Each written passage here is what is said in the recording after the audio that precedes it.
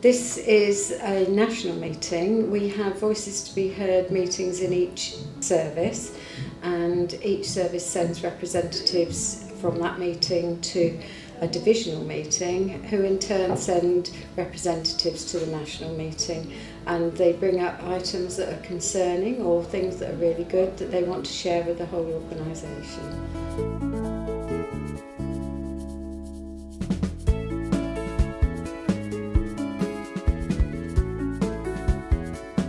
Our next agenda item is we need to choose a chairperson.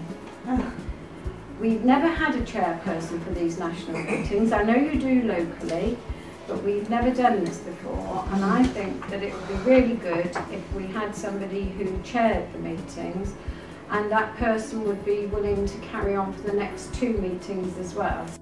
You've been appointed chairman as of this meeting. How do you feel about that? I'm going to try my best, and it's good because I've gained a lot of confidence over these last few years being representative of the South Eastern Service, so I believe that I can do a good job of this. I came to do a presentation to the group about the role of the trustee, what work we do, and to hear from the people in the meeting as to how they might become involved with the organisation.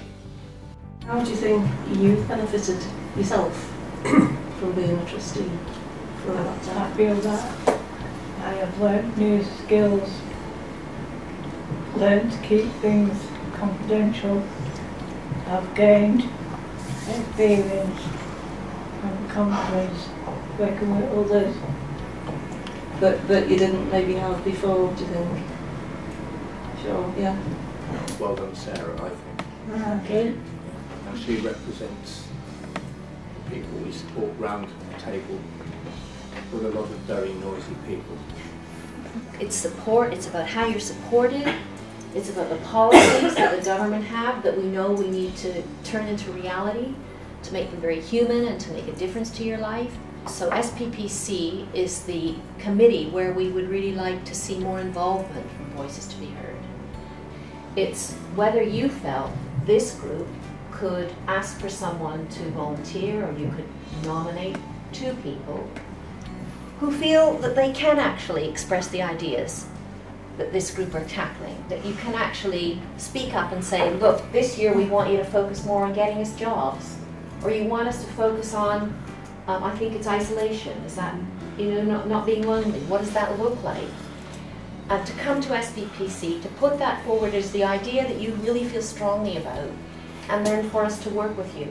The purpose of the meeting is to represent the people we support and to pick up the issues which come out from the regions and bring them into a meeting where they can be discussed and hopefully some action taken. Sometimes we have 2 people turn up for the same job.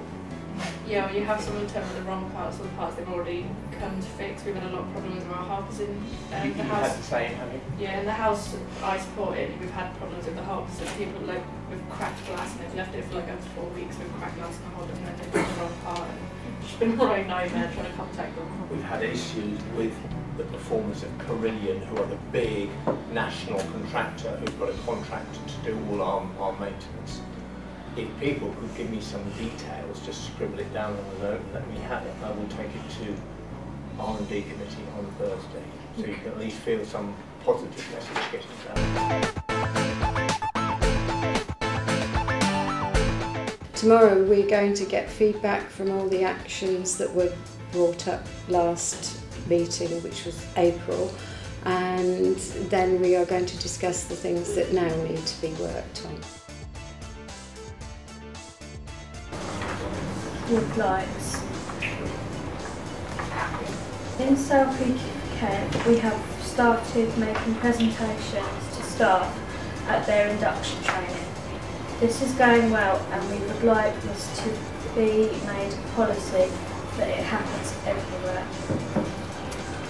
People are saying they only are being offered voluntary jobs, but they want support to find paid employment instead. People have said that they did not feel they were given enough information when the merger was taking place. So we want you to make sure that we get information about what is happening.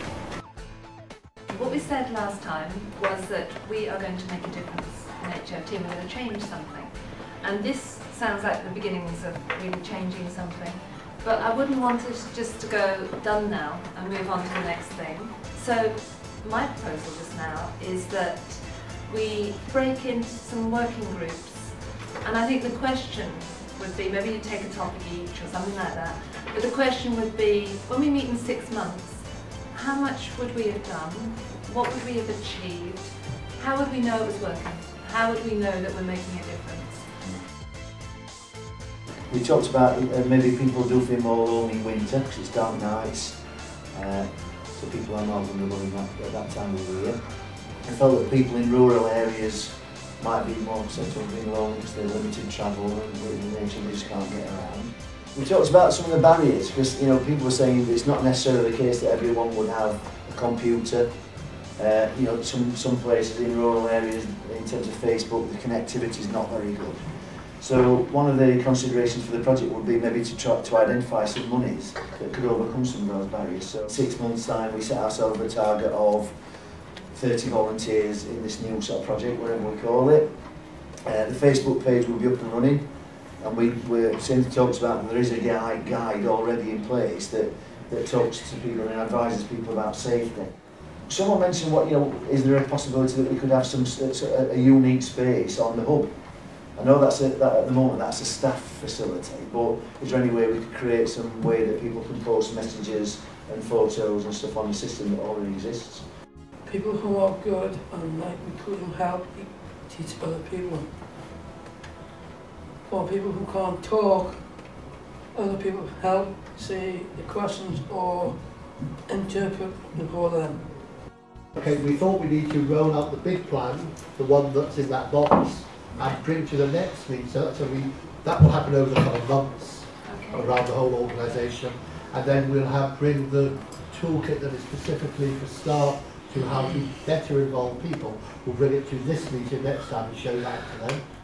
Interviews, we need to draw up our own questions, using DVD in induction, getting a good idea, involvement where we can by coach staff.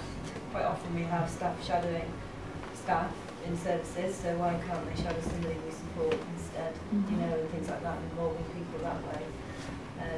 And it also came into recruitment as well. Not everybody wants to do the interviewing process, but they might want to be involved informally, so it's getting, finding out the best way for people's needs. The infusion model as well. We're saying about the plans, the service team plans for next year when people rewrite them. I think we were talking about scaling them down a bit from last year where they doubled up, but using the same format and where staff were involved, say like from their team meetings or supervision being involved in them, it's people who support being involved at the same level.